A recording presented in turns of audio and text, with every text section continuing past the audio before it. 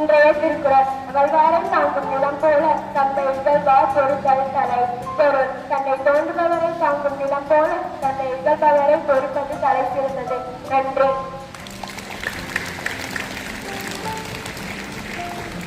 அனைவருக்கும் காலை வணக்கத்துடன் உங்கள் 9ஆம் வகுப்பு மாணவி எஸ். சாண்டி. இன்றைய ஈடொழுக்க பண்புகள். நல்ல புத்தகம் நல்ல நண்பனுக்கு சமம். எனவே நல்ல புத்தகங்களை தேடி படிப்பேன். நன்றி.